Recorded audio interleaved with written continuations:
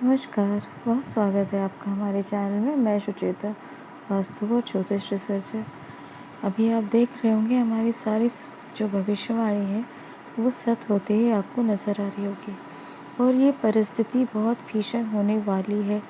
हमने आपको अभी रिसेंटली ही ग्रहण के समय भविष्यवाणी की थी कि जो ये धर्म युद्ध की परिस्थिति नज़र आ रही है ये बहुत भयावह रूप धारण करने जाएगा।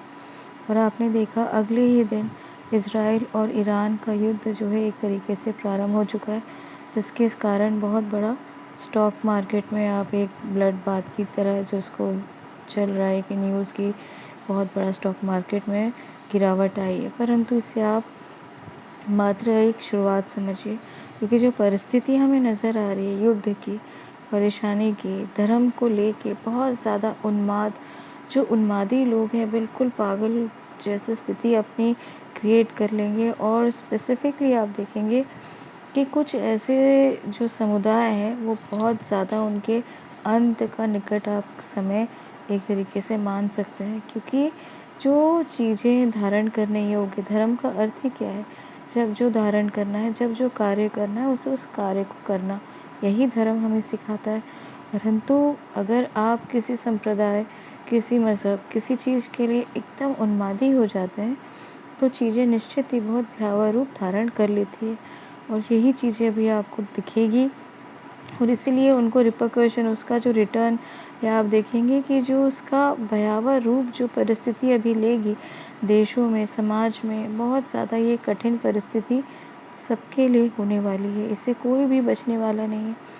ये मत समझिएगा कि ये धर्म युद्ध, धर्म अधर्म को जो लेकर अभी उन्माद फैल रहा है ये मात्र बड़े देशों के बीच में होगा, या कुछ बड़े नेता ही इसमें अपने जो है इस परेशानी का कारण बनेंगे, या उनके कारण उनके भी जीव को उनके देश को हानि होगी।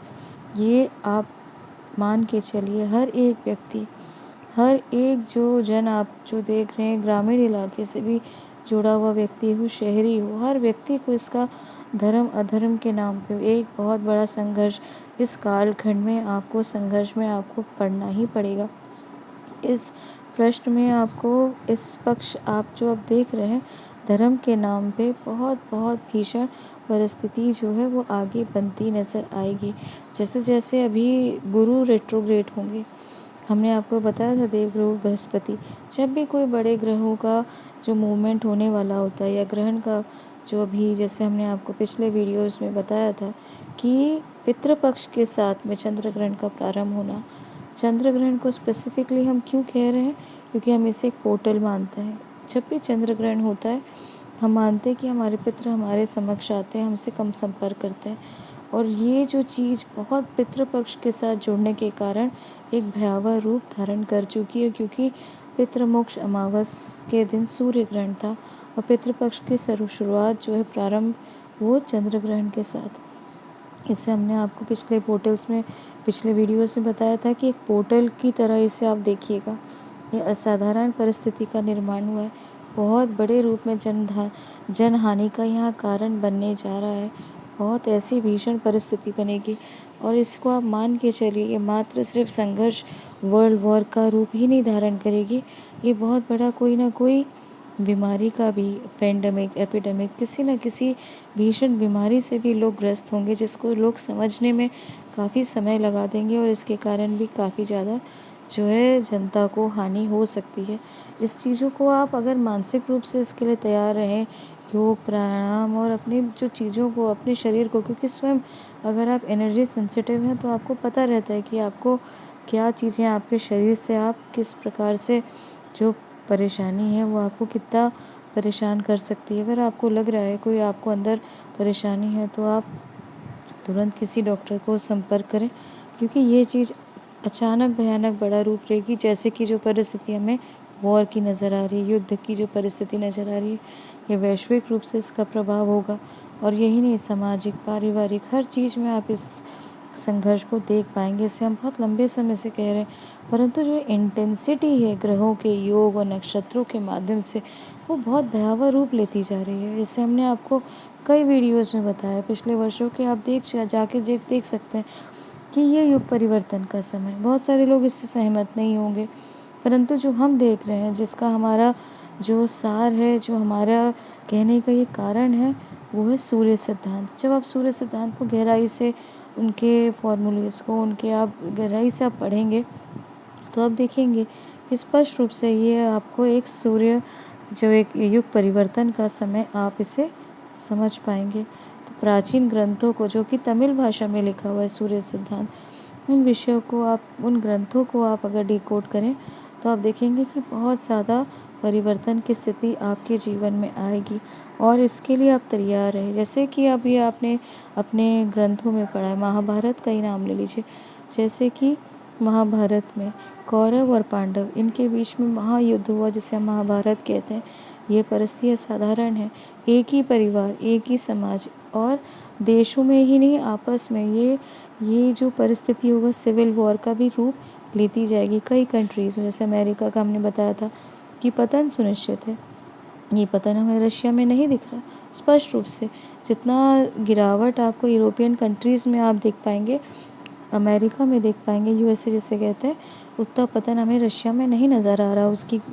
उसके पीछे जो हम पत्री बनाते हैं प्रश्न कुंडली के माध्यम से भी, हमें लगता है कि परेशानी तो वैश्विक है, गिरावट तो हर जगह आएगी, परेशानियां तो हर जाएंगी। और क्यों आएंगी?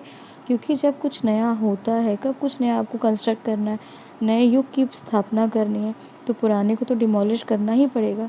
उसका विनाश जब तक नहीं होगा, तो सृजन कहाँ से आएगा? सृजन के लिए ही ये जो है कई चीज़ों की समाप्ति का आप देखेंगे। जैसे मैंने अपने कई पिछले वीडियोज़ में बताया था, अभी ऐसी परिस्थिति हो जाएगी कि पेट्रोलियम प्रोडक्ट बहुत ज़्यादा महंगे हो जाएंगे। उसके कारण लोग सोलर एनर्जी और अन्य रिन्यूएबल जो एनर्जी सोर्स हैं, उसकी तरफ उनको जाना ही पड़ेगा। क्यों? क्योंकि सोलर जो है, वो जो बाकी एनर्जी का सोर्स है, वो पॉजिटिविटी का कारण होता है, उसमें आप देखेंगे। और हम जो पेट्रोलियम प्रोडक्ट है, वो मात्र सिर्फ हम शनि राहु की एनर्जी के साथ कनेक्ट करते हैं, स्पेसिफिकली शनिदेव की एनर्जी। और जो ये एनर्जी शिफ्ट है लोगों के घरों में, जो हम सरिये से बने घर देखते हैं, लोहे के और कांच के, ये सारी चीज़ों में एक बहुत बड़ा शिफ्ट आने वाला है, एनर्जी का शिफ्ट आने वाला है। कॉन्शियसली भी चेंजेस आप बहुत बड़े रूप में देखेंगे। और ये चीज़ों को आप बहुत ज़्यादा, हमारी बातों को सावधानी से समझने का प्रयास करें, क्योंकि ये चीज़ें आपको, अगर आप तैयार रहेंगे मानसिक रूप से, तो निश्चित ही आपको लगेगा कि जो शिफ्ट है वो बहुत सहज रूप से आप देख पाएंगे, समझ पाएंगे और उसको एक्सेप्ट कर पाएंगे। वही आपने देखा होगा, कौरव और पांडव एक ही परिवार के थे, परंतु उनको धर्म के लिए संघर्ष करना पड़ा। धर्म की स्थापना के लिए श्री कृष्ण ने ओल्डर और एल्डर का यहाँ डिफरेंस बताया, जो कि बहुत महत्वपूर्ण है। आपको वाइज और अपने जीवन में जो सही और आपको सही धर्म का ज्ञान देने वाले हैं, वो आपसे छोटे हो सकते हैं।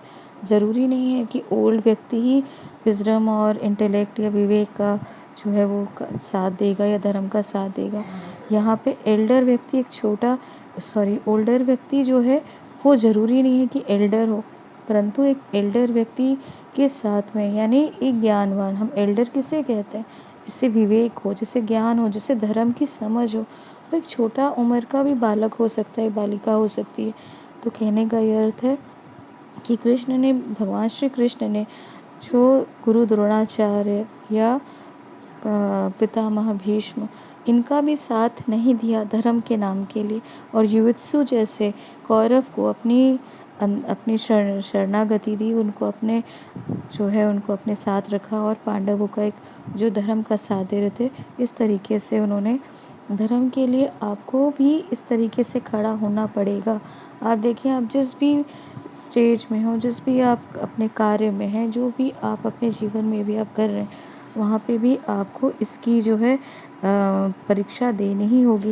इसे आप असाधारण रूप से आप समझने का बिल्कुल प्रयास करिए, क्योंकि ये चीज़ें पहले इस प्रकार से आपने नहीं देखी होगी, नहीं समझी होगी, कि जो एक साधारण व्यक्ति है, एक ग्रामीण अंचल से ही क्यों ना हो, एक शहरी व्यक्ति, एक साधारण, एक मिडिल क्लास व्यक्ति है, उसे भी अब धर्म या धर्म के प्रति उसको अपना साथ, पोलराइजेशन के कारण, एनर्जी शिफ्ट के कारण, उसे भी डिसीजन लेना पड़ेगा।